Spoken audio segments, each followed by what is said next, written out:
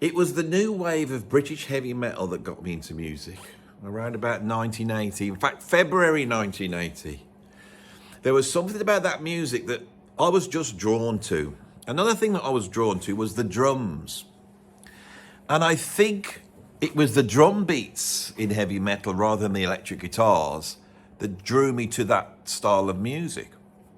I was listening to White Snake, Rainbow, Diamond Head, Iron Maiden, Tigers of Pantang, Angel Witch, Motorhead. It was all that stuff.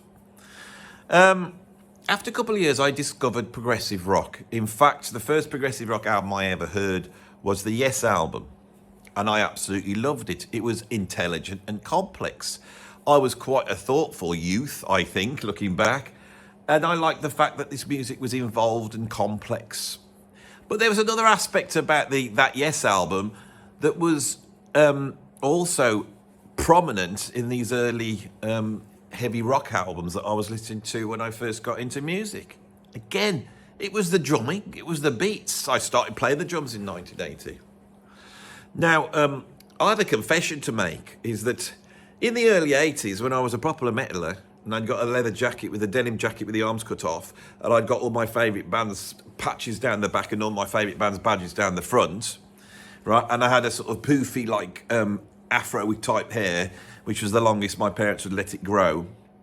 I would come home from school, sit at the table, and put my homework out, start working on it, you know, whilst eating my beans on toast and drinking squash that would put an orange moustache across my top lip, whilst my mum and dad would sit in the living room watching Kojak,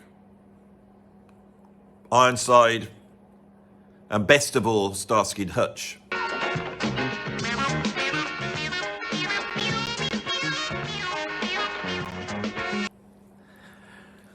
And when the Starsky and Hutch theme started up, I would sit there doing my homework thinking, this music's making me feel strange and weird. It makes me feel like the heavy metal I like and the progressive rock I like, but not in a way, in fact, in a stronger way, but it's not rock.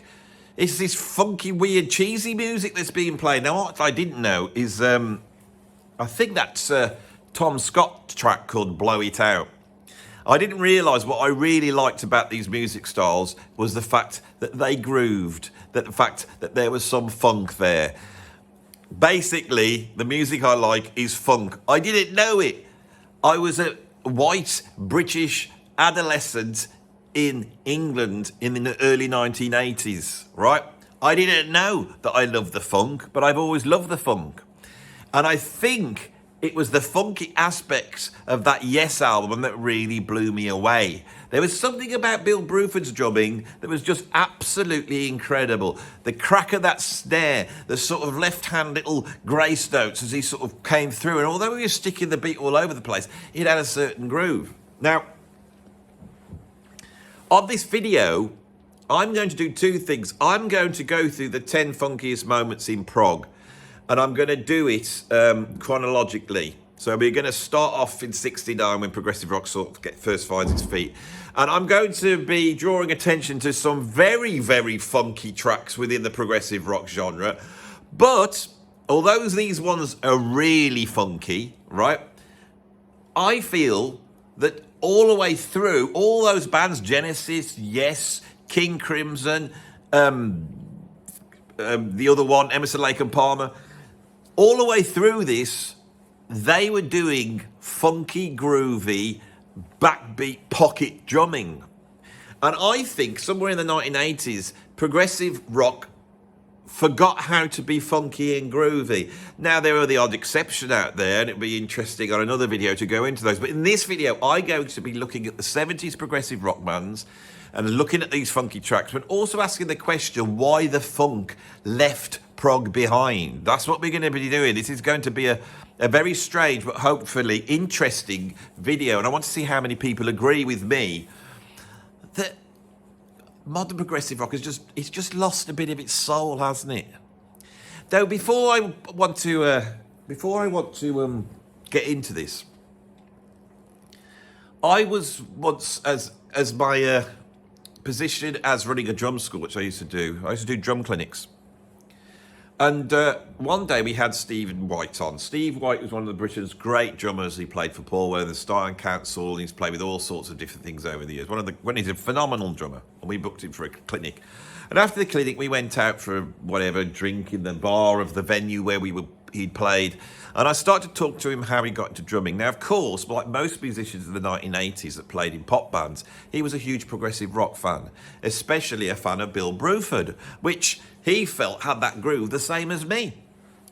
And so, and this is astonishing, as a very young boy, he wrote a letter to King Crimson's record company, addressed it to Bill Bruford, and somehow Bill Bruford got this and answered back and invited him over for a drum lesson. This drum lesson and I hope I'm not talking out of turn because I haven't asked Steve White's permission to tell this story, but I think it's very fascinating, is that when he arrived, Bill Bruford sat him down and basically put on a Sly and the Family Stone album and said, listen to that and tell me when you get it.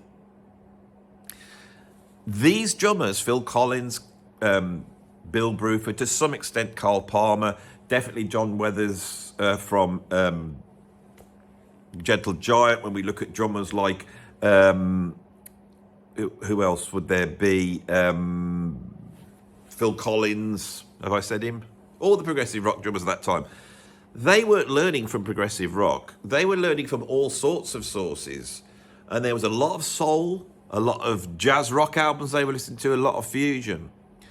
A lot of the progressive rock drummers were very, very funky, all right? So let's start right back in 1969 with my first track at number 10. King Crimson in 69 had brought out an album called In the Court of the Crimson King.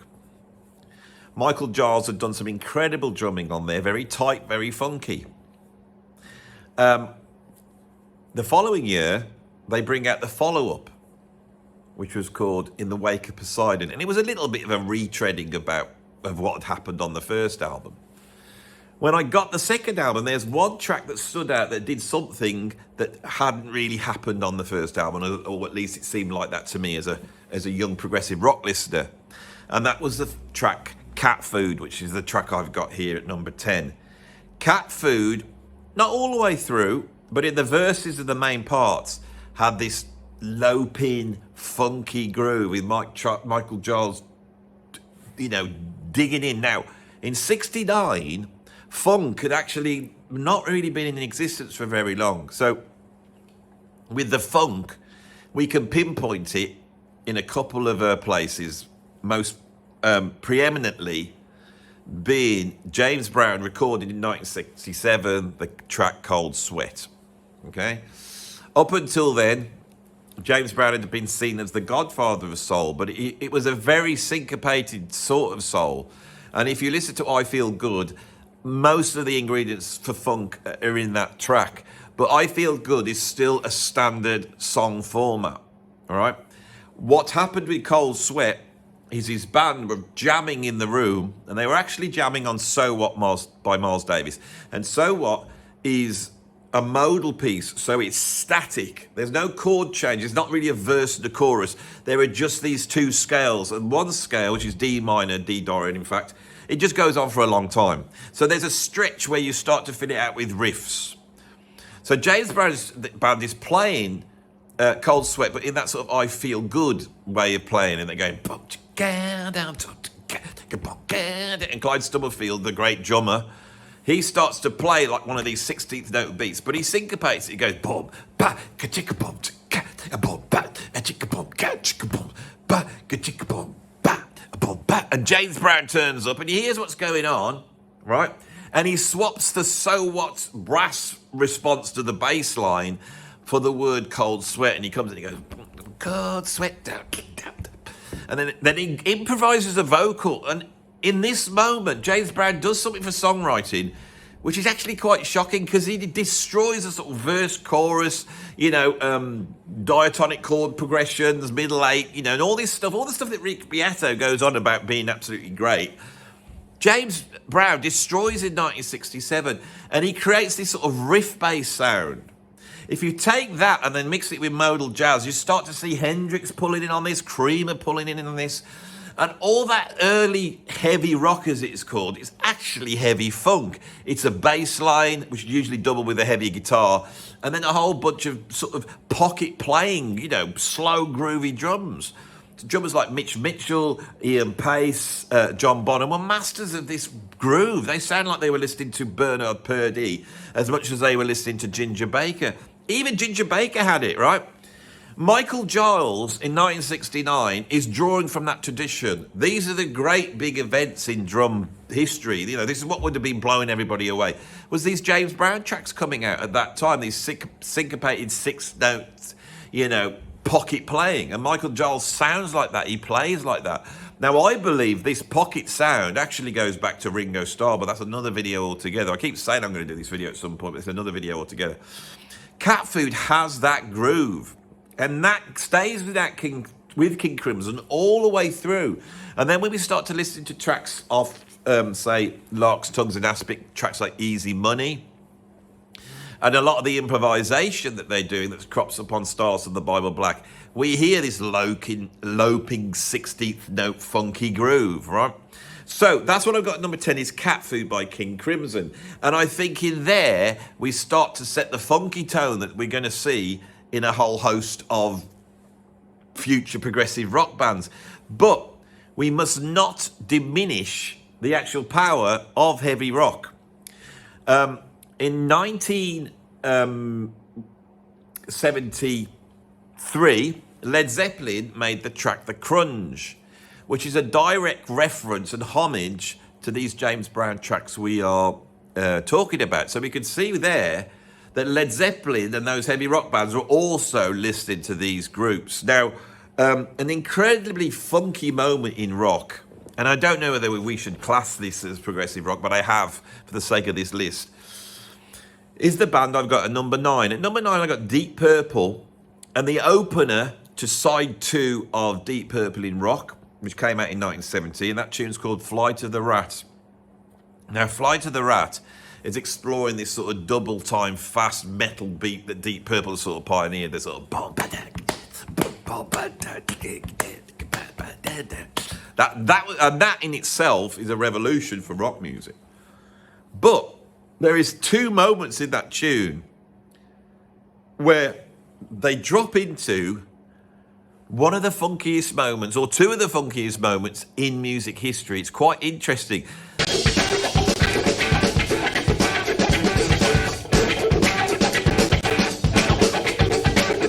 The first one, when it just drops to Ian Pace on the drums and Richie Blackmore. And Richie Blackmore is playing, I don't know if it's like a wah-wah pedal, but he's playing this funky groove on guitar. And then Ian Pace is there, but doing that Cold Sweat beat, but also pushing it and improvising with it. And then it goes back into the riff, it's sort of dead stop. And you hear Richie Blackmore go, they kick back in, they do another, you don't need me to play the tracks, I'll sing them to you.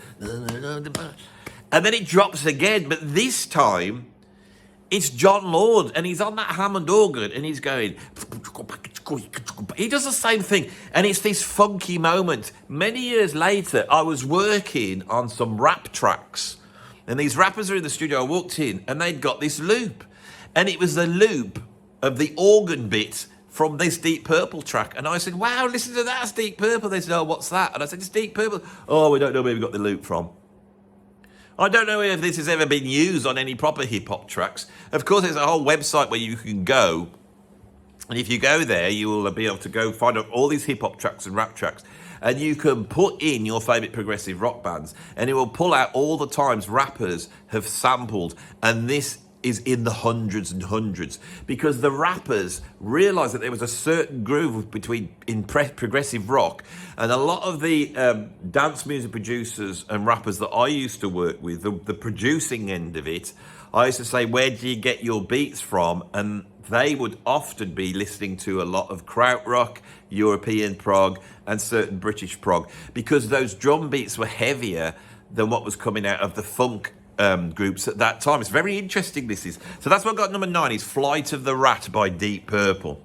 Now, of course, progressive rock kicks in now, doesn't it? And we start to get all the classic progressive rock albums coming out by Genesis, Yes, you know, Pink Floyd moved towards that more progressive end. For me, the funkiness in progressive rock is defined by the next track I'm about to mention at number 8.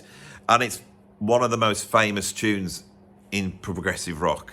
It is Roundabout by Yes, off the album Fragile. It's the opening track. A few years ago, this became very, it sort of came up as a meme on the internet, and all the kids got back into this tune again. And I think the reason why is because of the groove. Groove are often what pull people in. And I think rock music and funk share the way they use a groove. If you listen to a band like Pantera, a lot of the time those are funk grooves. They're very heavy, but they're funk grooves. Now, Roundabout famously starts off with that sort of harmonic-y Steve Howe bit, doesn't it?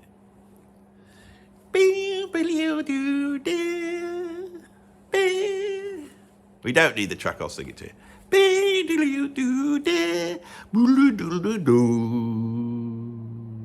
Then he goes into this really funky, like, it's like folk picking. It's like country guitar. Jackins almost. But, and then Chris Squire and Bill Bruford kick in. And now there's no guitar here, right? This is pure bass and drums. And Chris Squire's playing in a heavy version of what James Brown would have done. When I heard this, it just blew me away. It was so funky. This was what I was looking for. I'd heard it on the Yes album. There was loads of time when these heavy funk grooves kicked in. But Yes, and this is the thing about Yes, they're really seen as being the sort of airy-fairy symphonic prog band. But of all the 70s prog bands, they're the ones who were most funky and groovy. They just groove all the way through, all the time. You know, later on we get like Heart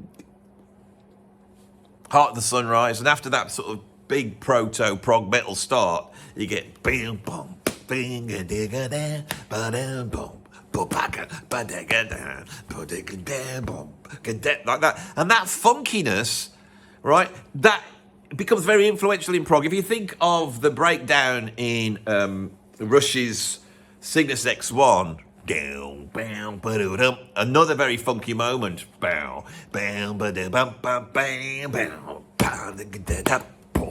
These grooves are what I liked about prog. These dirty, heavy, syncopated, pockety grooves by drummers that were playing with feel. Roundabout just exemplifies it. And in thinking about why I don't listen to so much modern progressive rock, of course there's all the computerization, all the fact that no one's actually playing on these records. It's all being programmed in, you know, the sounds are being created by computers, all the drumming is being quantized if it's being played live at all. But this aspect as well, the groove, I just miss it from modern progressive rock. So that's what we got at number 8. Now, following into the following year, 1973, if we cross the pond, we must deal with, you know, some of that American progressive rock, which I now try and do a little bit. Of course, Todd Rundgren had grown up listening to all sorts of different music, and there are many tracks that I could have chosen where Todd Rundgren gets funny, except I'm not knowledgeable enough with Todd Rundgren to be able to do such a thing. But I know they exist there, and I acknowledge them. But for me, the greatest American progressive rock track is Frank Zappa. And of course, when Frank Zappa emerged in 1966, it was a mixture of modern classical music, doo-wop, bits of rhythm and blues. But the early mothers have a sort of spiky sound to them. And they have a sort of modern classical sound. When you start to get to Hot Rats, the drum beats and grooves start to get a little bit looser. He brings in musicians like George Duke. And there's an interesting thing going on. Now, what's interesting is, of course, in 1972-73, Zappa then does that tour with the Mavish Orchestra. I've done a whole video on this, and you can tell he was impressed by the Mavish Orchestra. And he decides to changed the quality of his drummers, which before that were either modern classical drummers like Art Tripp or out-and-out rock drummers that had come out of that British scene like A.Z. Dunbar. With the addition of Ralph Humphrey and then Chester Thompson, we had a drum section which was far groovier, right? With that band, the George Duke Band, Napoleon Murphy Brock, suddenly on the album Overnight Sensation, the sounds changed. Now, if you listen to a track like Dynamo Hum, which I wouldn't class as a prog track really, it's more of an offensive track of very rude storytelling. But when you listen to it, it sounds very similar to that breakdown in Flight of the Rat by Deep Purple. But it's all James Brown. This is all James Brown. That's what we're hearing. There's a couple of tracks on there that are very funky, and I have seen them described as funk classics. It's like Zappa's version of Stevie Wonder. The first is Dirty Love, but the one I'm going to put forth, because I think it's got the most prog credentials, is I'm the Slime. I'm the Slime has this sort of phased vocal over the top, as Frank Zappa tells you, pretending to be a television set, what an evil influence is on you, over one of the heaviest funk grooves ever.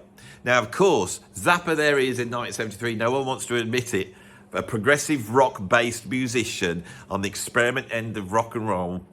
He's playing a James Brown-derived beat, right, a really funky thing with clavinets on it, and he is talking over the top of it. I don't want to say it, but Zappa invented rap, didn't he? Nah. Gil Scott-Heron and the Last Poets were there before, but there's a strong argument that one of the I'm the Slime is one of the first rap tracks in history. Right, so that's what I've got at number 7 from 1973, I'm the Slime, off the album Overnight Sensation by Frank Zappa. I could start to pick from Emerson, Lake and Palmer and Genesis. There's a whole bunch of funky moments. Phil Collins, for me, is an out-and-out soul-based funk drummer. He has a groove that's derived directly from that. And I really wanted to search around from the classic progressive rock period for a track that goes actually almost beyond what you would expect, but still retains the sort of prog credentials. And the track I'm going to go for is actually off the Genesis album, Lamb Lies Down on Broadway. And I'm going to go with Counting Out Time, because Counting Out Time is almost a pop song. Right, it has this sort of chirpy, Beatlesque vocal, doesn't it, with lots of vocal harmonies. Right, it's got a real loping, funky groove, which is very like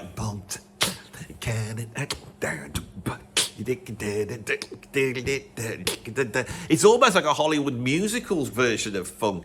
Very light, very airy. It's not even the sort of dark, heavy James Brown funk. We've got another type of funk here, which is really going into sort of what would they be called? The Teddy Prendergrass group, Howard Melvin and the Blue Notes territory, really, except for little touches here and there, that really strange keyboard sound that Tony Banks comes up with halfway through, which is really strange. And of course, the lyrical content. God knows what Peter Gabriel is on about on this one, but I listened to it again last night, and as an adult, I thought, what the hell is he on about? What the hell is he on about? I know he'd had his Winky stolen at that point in the story by some raven, and this gone flounced off with it. I don't know if it's got anything to do with that. Terrible when that happens to a progressive rock star. They get their Winky stolen by a bird. Happens all the time. Damn to John Anderson way before Peter Gabriel. That's why he sang so high. But this is all not true, Andy. It's just rubbish. So that's what I got at number 6, is Counting Out Time by Genesis, right? Now, before I can move on, I'm going to say Lamb Lies Down is beloved by progressive rock fans, but it's not quite in the same bracket, is it, as the early ones? And they've got funk grooves on, but the funk grooves are embedded in this sort of English aesthetic, weird away with the fairies type thing that Genesis are very good at.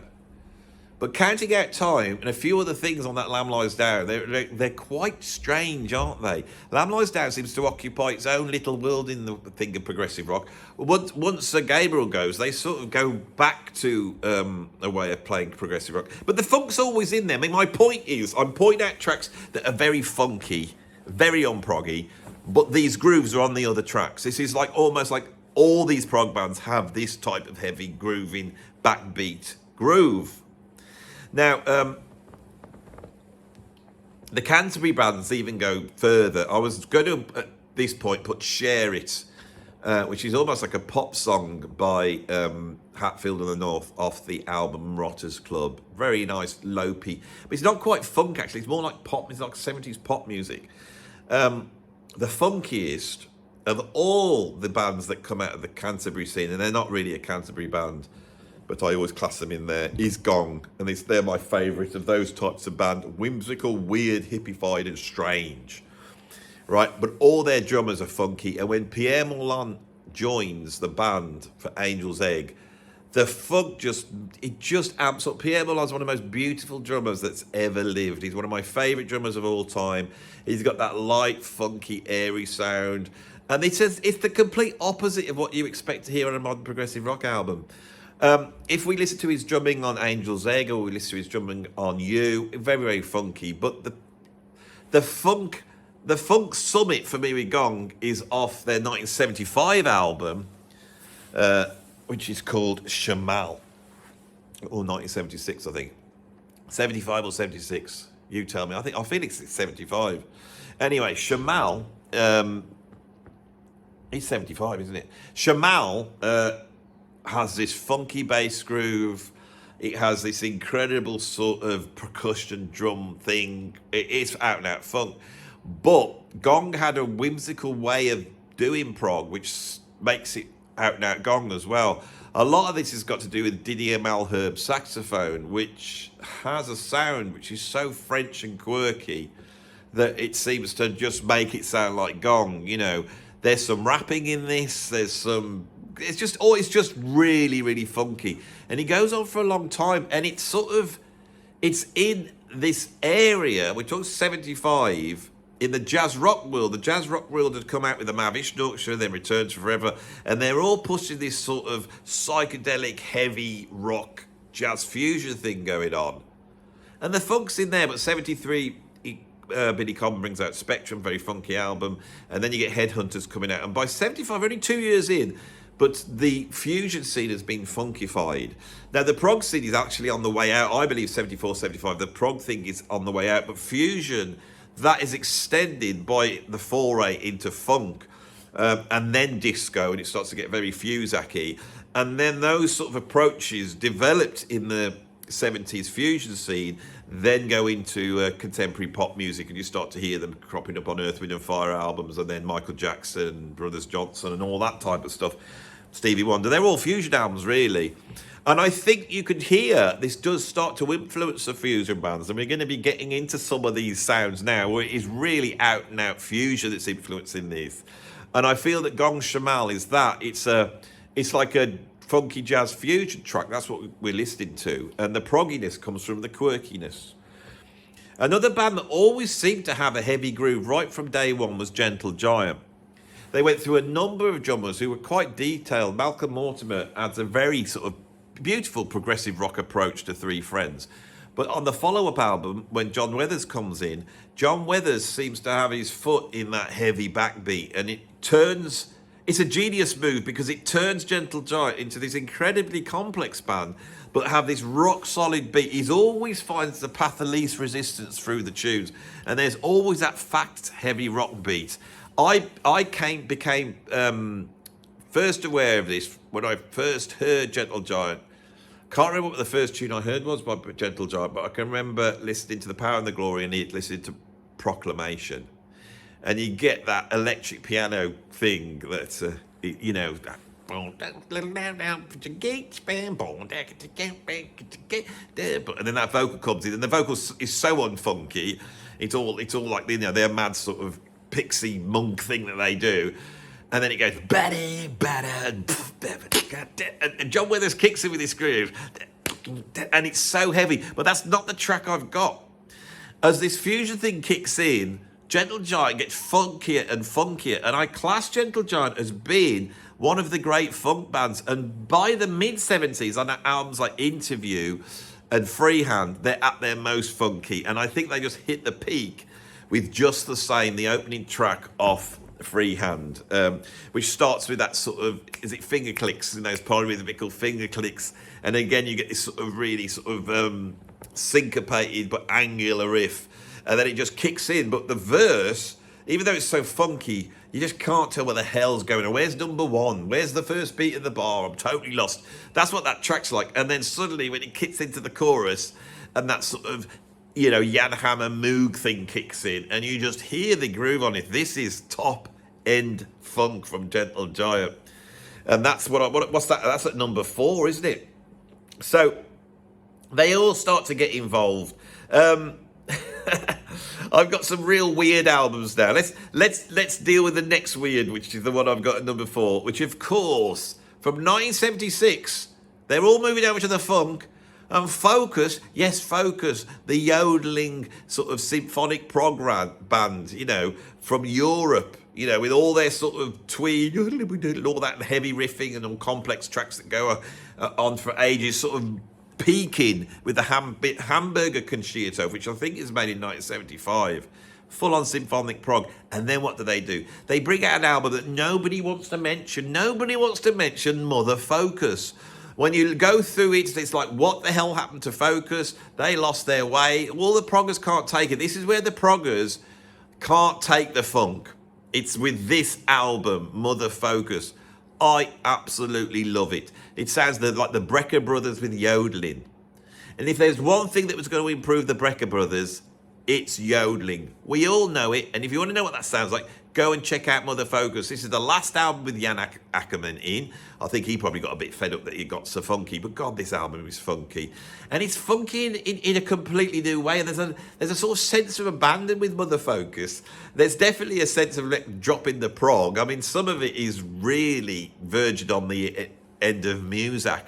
But it's nowhere near the Muzak monstrosity, which is what I've got at number 3.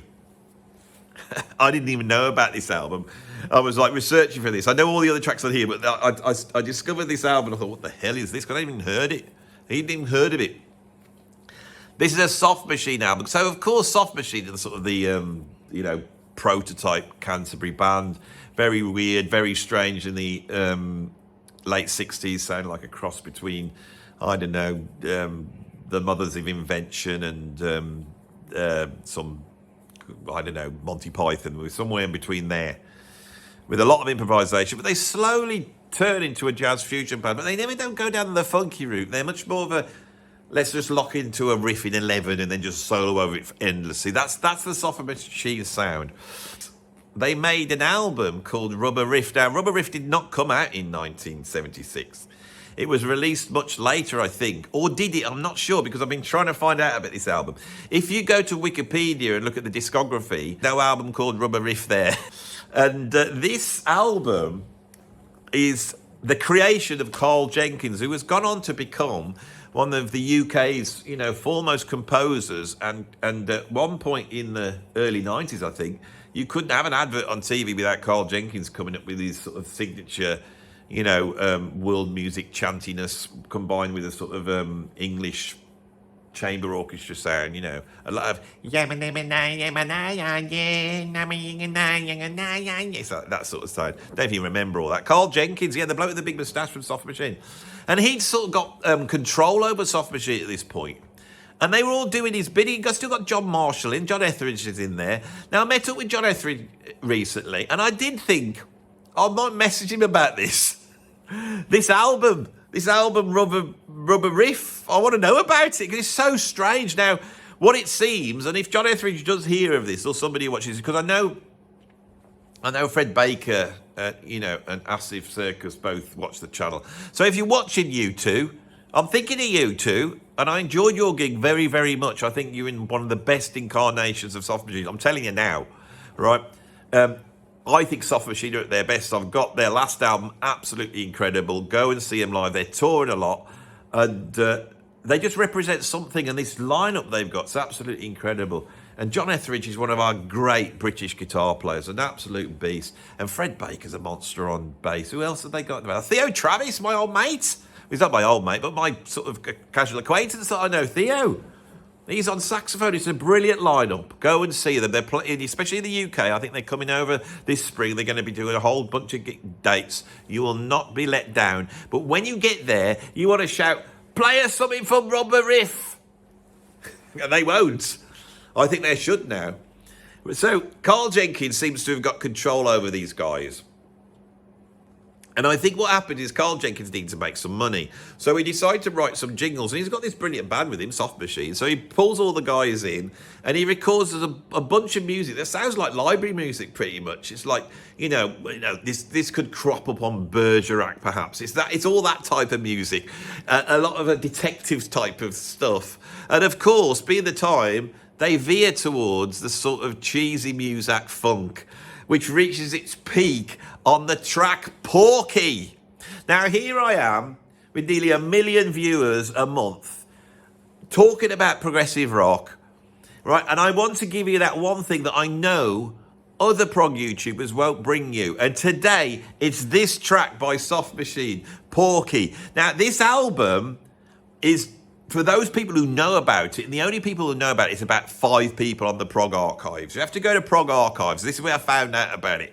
And they're all slating it. This is not a proper album. This is terrible. It should never be released. Because apparently it was released later to cash in on the Soft Machine fortune that's there to be taken by anybody who can get, a new secret Soft Machine album from 1976. Let's get it out there right now, No one's heard of it. It's a bunch of music, but we're going to sell at least 25 copies here. It's such a bizarre situation. Rubber Riff by Soft Machine. This was the real discovery. I'm trying to put something in every video which make you go, what? And you all go running to check it out. Listen to the whole album. And if John Etheridge is watching, shoot us a message on Facebook or something. I'll get you on for an interview. And we'll make Rubber Riff the centrepiece of this interview. I think it needs to be discussed on my channel. It's probably going, I can't remember this album at all. What is this album? Because I got a feeling these guys never knew. I think they said, do you want to come and do a session for me? I'm going to write something. They all turn up. They do a very good job. There's no soloing on it. It's just these little 2-minute tracks, And when you put it on, you feel like you want to be dressed in some sort of tweed suit, walking around trying to solve a crime in the late 70s. That's what it feels like, Shoestring. Anyone remember Shoestring? I can't put myself off now. What number was that? That was number 2, wasn't it? Was it? You put myself off. So anyway, I've traversed the decade. I've traversed this progressive rock decade, and I think I've made the point. There was a lot of funky stuff in the prog world, and that throughout all these albums, even like Jethro Tull, there's all, Baron Barlow's grooves. He grooves. They all groove. Towards the end, I wanted to finish that decade with an album from 1979 that really, really gets funky. And Steve Hillage, who was a member of Gong and played on the album Shamal, although he was departing at that point, he then goes on to have his own career. And what's very interesting, he starts to explore areas that are going to be hugely influential on the forthcoming dance house music, trippy, ambient scene that's going to emerge in the late 80s, especially in the UK, where for some reason that dance music scene allies itself with these sort of new age hippies that emerged in the 90s, and they were just basically the hippies coming back, all listening to the Orb and Gong and System 7 and Steve Hillage, and he pioneered a sort of electronic approach to music that was very influential. But towards the late 70s, actually in 1979, he gets a band back together he makes an album called Open. Now, this album is very, very funky, and I went through it, and the shame is, now the way I found out about it is there's actually a live version of this. So there's a contemporary video of Steve Hillage's band in 79, and he comes out and says, I'm going to play you a track off the new album called Unzipping the Zype. And I started watching this because I just thought, I wonder what Hillage was up to. So I Googled late 70s Hillage. I saw that live gig, kicked it on. This track is out and out funk. It's like another level of funk. It's like psychedelic, trippy funk. It's unbelievable. Trippy funk, right? He's got a guitarist on this album called Dave Stewart. I don't know whether it's definitely not the Dave Stewart from the Canterbury scene who plays keyboards because he's on guitar. But that wasn't that guitarist from the Eurythmics called Dave Stewart. Is it the same one? I don't know. This is all the stuff that has been left unknown because my research couldn't get quite that far on this. But I'd like to know if anyone has got any information about this. Anyway, this Unzipping the Zipe, which they play live, I went and looked at the album. It's on the reissue, but it wasn't on the original that came out in 79. It was added later on, which I don't quite understand, because in 79, Healige is sat there saying this is off our new album. Maybe they planned to put it on and then they took it off. And why did they take it off? Was it just a funk too far? You know, or was it really the death knell of funk? Because something happens in 1980. And when the neo-prog bands come out, there is no funkiness in sight. None of those drummers got the funk. It's all straight down the line. And then as the 80s carry on, we get progressive metal and we get these sort of retro prog bands like Echo Lynn, you know, Riverside. Where's the funk gone? The funk's gone. Now, I think what happened is that there was an improvisational aspect to prog in the 1970s. It was a new form and people were there to blow your mind. And I think the sort of psychedelic improvisation that underpinned the early progressive rock bands like Crimson and Pink Floyd and The Nice carried on. And so there was a certain attitude that we're jamming and there's a groove there and a lot of influences from jazz and jazz fusion. But as prog got older, a conservativeness creeps in, which we've talked about at length. But I think the thing with progressive rock is it starts to attract a certain psychology of fan.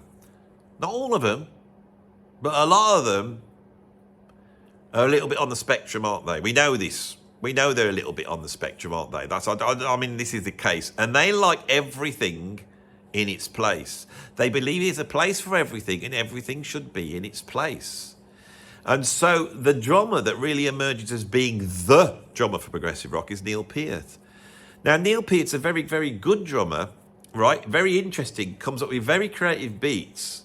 But you have to remember that Neil Peart did not actually hear the band that much when they played live, because what he did is he sat down and he played his drum beats as though it was a classical piece of music. No deviation, he just played his way through it and the band played to him. He didn't need to hear the tracks, he'd learnt them.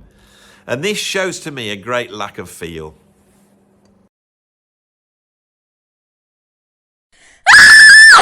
Now, I love Neil Peart.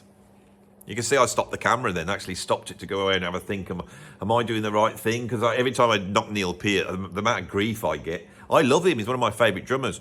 But he's not a groove player, he's not a pocket player. He has feel, but his feel is like, it's like perfection. It's just about every note being in the right place.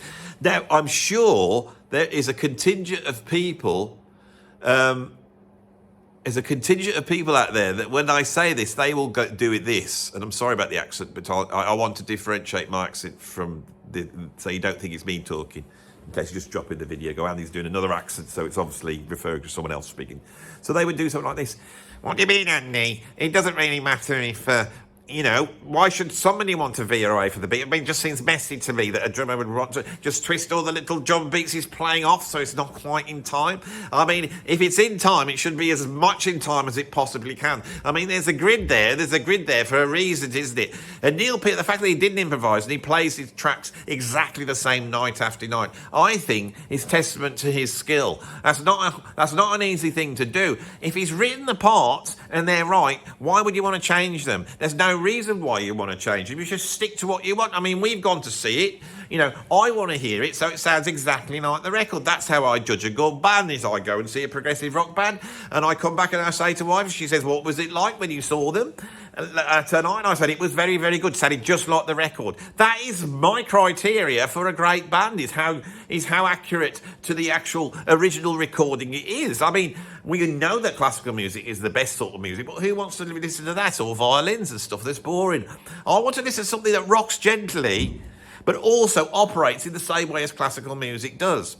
I want to be drawn into a story. I want to, in fact, feel that the musicians have put some thoughts into it and aren't just a bunch of horrible punk rockers that are probably into rap, you know, and don't know anything about music. I want to feel the skill from these musicians, and I don't want them messing around. I mean, it's like, I'm not very much of a fan of jazz. I know they're good players, but it sounds like they're just making it up as they go along. I've always said this. I said to my wife, I think with jazz, I just think they're making it up as they go along, And I mean, anybody can do that. I mean, my niece can do that. I mean, she's learning the clarinet, and she's not great on it at all. Not in any shape or form. It's quite a noise.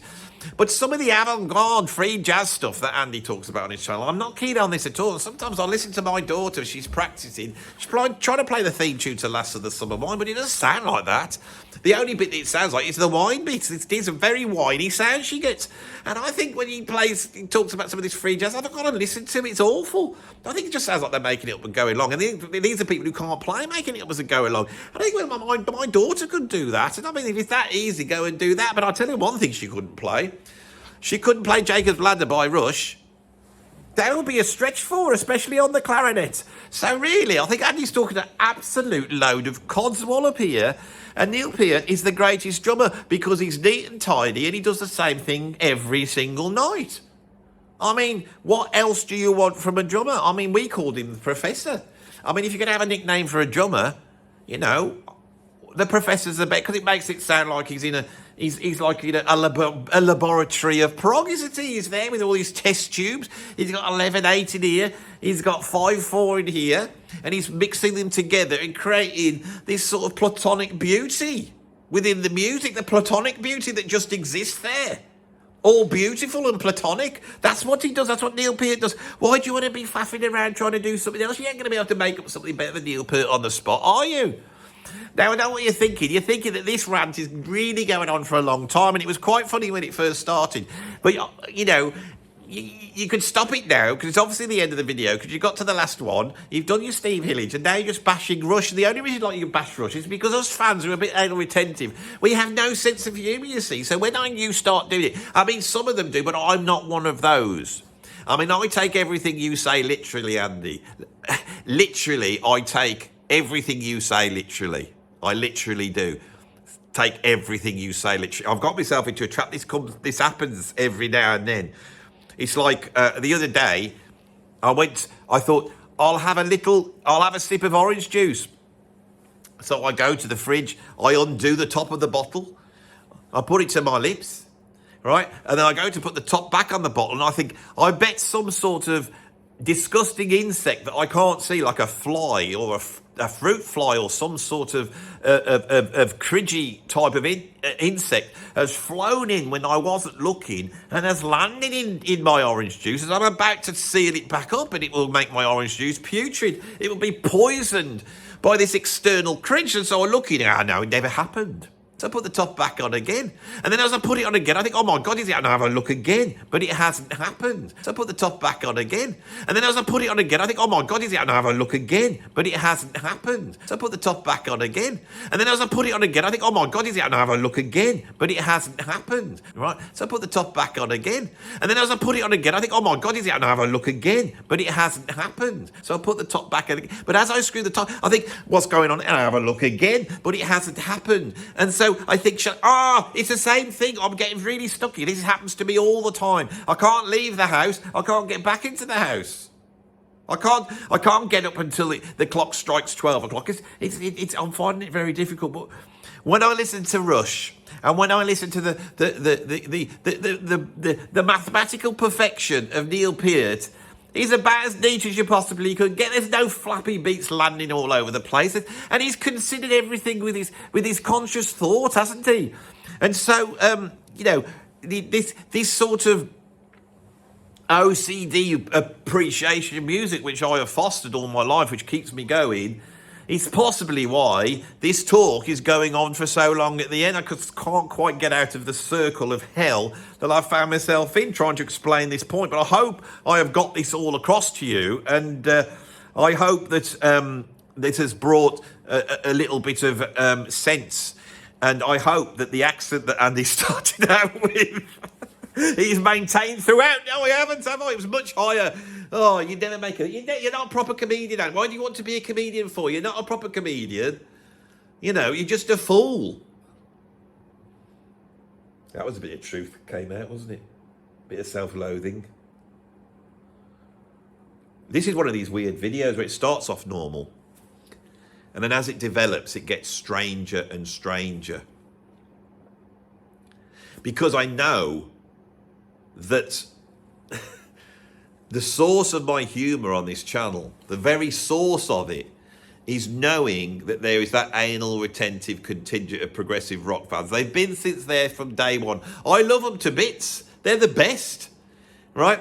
Who's going to fix our computers? Who's going to network systems in offices if you haven't got, you know, progressive rock fans on the spectrum? I can remember, you remember a few years ago, Porcupine Tree got back together, didn't they? They got back together, remember? And they did that huge gig. It wasn't like a normal progressive rock gig. We got 80 people there because it's Porcupine Tree. They literally had tens of thousands of people watching this gig down in London. And my friend Matt Stevens, a guitarist with Fear of Sunday, he was quite concerned, and he messaged me and says, what if we have a major sort of IT emergency in the UK? Who's going to sort this out?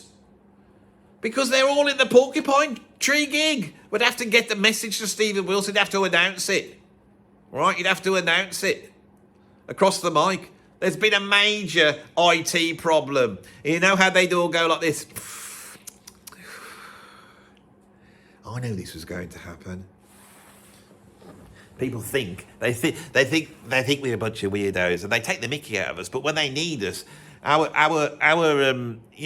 compulsion to dot the I's and cross the T's, it's very useful to humankind when they need it. But when they don't need it, they take all the mickey out of us, don't they? And make us out to be some sort of nerdy types. That's what Andy's doing at the end of this video. He's always punching down. He thinks he does comedy, but his comedy's always punching down. And I really think you're going to go there. I really think that nerdy IT OCD prog fans should be their own identity group. And I think, we should be represented, and some affirmative action should be taken on. And when anybody maligns us in the way Andy's doing, we should be able to report him for the offence of offending us with his supposed prog satire. I am at the end of the video now. We're done, aren't we? Was that all right? Did you enjoy that bit of progressive rock ones? I've done every progressive rock because I started on progressive rock so early in the YouTube channel's history. I'm now having to scrape the bottom of the barrel and try and squeeze funk into it. But I hope you enjoyed it. But I'm going to get serious now again. Get back into being serious, Andy. I do mean this. I think this is what is missing from prog, is the funk, soul, feel. Players who play with a groove that are tasty. That's what we need. Still do all the prog stuff. Still bring the Mellotrons out. Still playing 7/8 all over the top and everything. Do all that. All the stuff we love. But do it funky. End of the video. Thank you for watching. If you did like this video, please stick a like on it. If you want to see more stuff like this, I don't know what more stuff like this would be, to be honest. But if you do, right, then subscribe. You can become a patron, free member or paid up member. You can give me a tip, financial tip. There's a one way now. It's on the wrong side, isn't it? Because I did this the other day when I realised that this. Oh, anyway. So there's a button down there. I think you can press where you can donate, or there's a link to my PayPal tip jar down below, as I always say. I also have a Substack, which has got sort of much more intelligent, well-written, well, they're not that well-written, but they're better than this, essays on various subjects, and there's a whole bunch of podcasts. So if you want to listen to some of the interviews I've done and a few other things, then they're on the Substack. They're also on Spotify. And if you pop over to my Bandcamp, you want to hear some of my records, because there's been a thing going on recently on the channel, and it's not you lot, because you lot, at the end of the video on progressive rock, you will be the proper Andy Edwards, viewers, and I love you very much, and so you may have noticed this, but the fair weather ones that come in, the ones who like Velvet Underground, the Ramones, those ones, you know they're not proper listeners. They've just come in and come to watch one of the more popular videos where I'm slating whatever band they like. And I've deliberately done it to bring the hoi polloi in. And I need the hoi polloi every day and then. like a lord in a stately home. We open the doors and we let all the riffraff in, and then we take all the money. They buy their pencil sharpeners and all those little tufty things you hang from the top of your bloody mirror in your car, and they all bugger off, and you take the money, and then the rest of the week you could lie around being a lord, right? Well, that's what my worst of videos, or the most arrogant so-and-so, or all that stuff is there. The hoi polloi come in, and they've started doing this thing. They'll go, who are you? Who are you to complain about this? What albums have you made? Have you made any albums? And of course, arrogant Andy then comes in and goes, yeah. And then I'd put a link to my Wikipedia, right? And they found out I've played on 100 albums. Now, they might all be rubbish albums, right? They probably are. They're all a bunch of rubbish albums I've played on. I ain't played on Sgt. Pepper or bloody, another famous. I haven't done that. Obviously, if I'd done that, I wouldn't be here doing this now, would I? I'd be lording it up like the Lord in the mansion. But I haven't done that. But I've played on someone. I think the cheek. How many albums have they played on? As though I've got to have credentials to become a music YouTuber. Look at the other people who do it. What credentials have they got? Big record collection, that's it. Bloody hell. And I'm the one getting it in the neck. I'm playing on 100 albums. What more do they want? It's bloody joke. There's no respect round here, I tell you. I mean, what do they think happens that you get a job? There's a job for music prog YouTuber here. What's happened? One of them passed away. Yeah, well, they're pretty old, that lot, aren't they? Yeah. I'm going to go for it. You sit down and, we'd like to interview for you for the job as prog YouTuber. So, what are your credentials? Well, I've got a massive record collection. Well, now, that's not good enough. Have you played on any classic albums? So that you can pass comment on other classic albums, because then you'll be qualified to, because you've also played on classic albums, even though that makes no sense. That if only people who pass comment on things had to have done the thing in the first place, that would make the whole world a completely stupid place, wouldn't it? If you had to pass comment on bloody who should be Prime Minister, the only people allowed to do that is the Prime Minister. And they have to ring up Boris Johnson and say, Boris, there's a new Prime Minister, what do you think? Oh, I think it's very good. Yes, I think this is the whole thing's a bloody joke. It's a joke. I have to put up with these stupid things. So what do? I'm like a right knobhead. I go, check out my Wikipedia. And then that usually shuts them up. But sometimes it won't shut them up. And they come back and go, well, I've listened to the albums, never heard anything you've ever played on.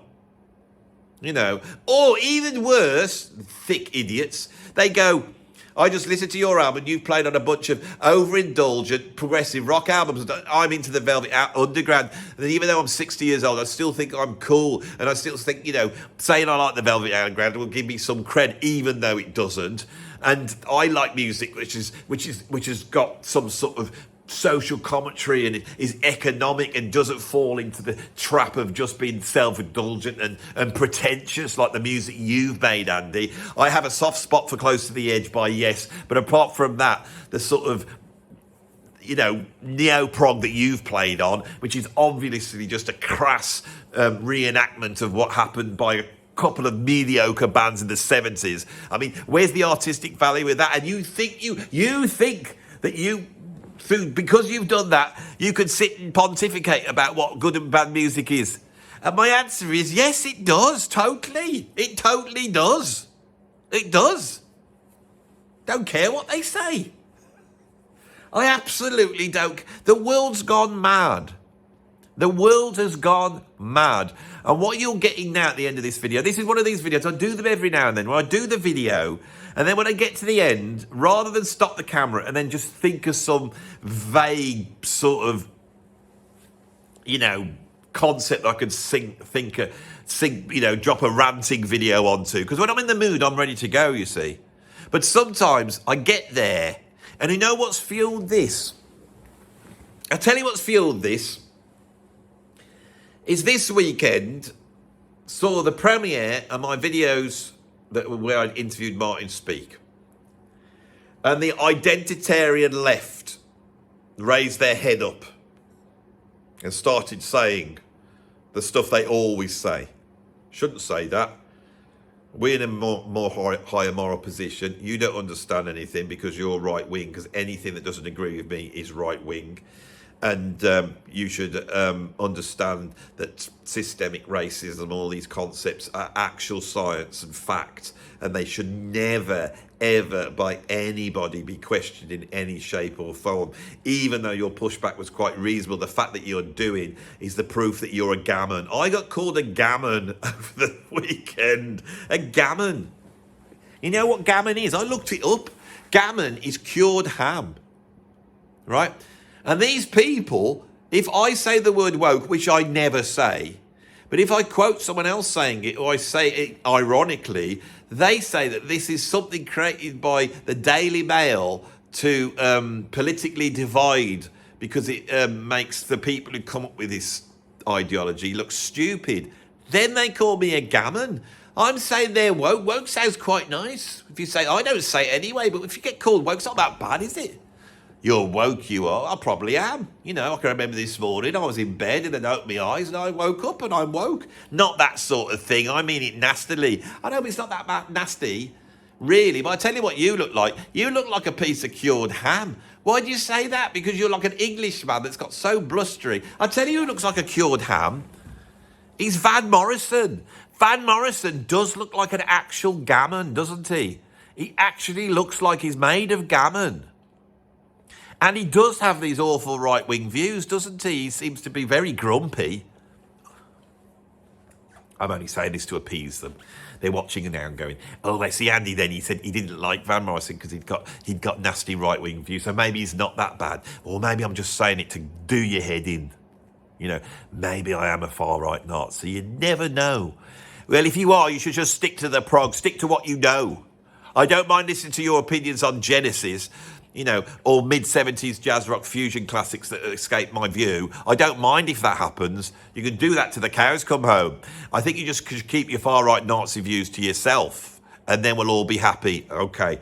What I'll do then, I'm going to go home, make myself a nice cup of tea, stick a Jan Hammer album on, and I'll just think my Nazi right-wing views. And my plot that I'll think about, just so you know, the rough area that I'll be thinking, it will be about invading Europe and trying to wipe the Jews off the face of the earth to create a sort of utopia without Jewness in it.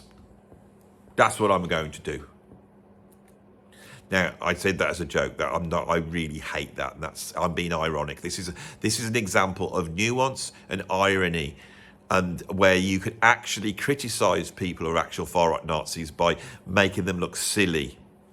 Now, you know what? Look, I've done it. This is what's it called? The coda. Because I've already said all the stuff about saying goodbye, and then I went off on this tangent, didn't I? We're done. Thank you. Bye bye.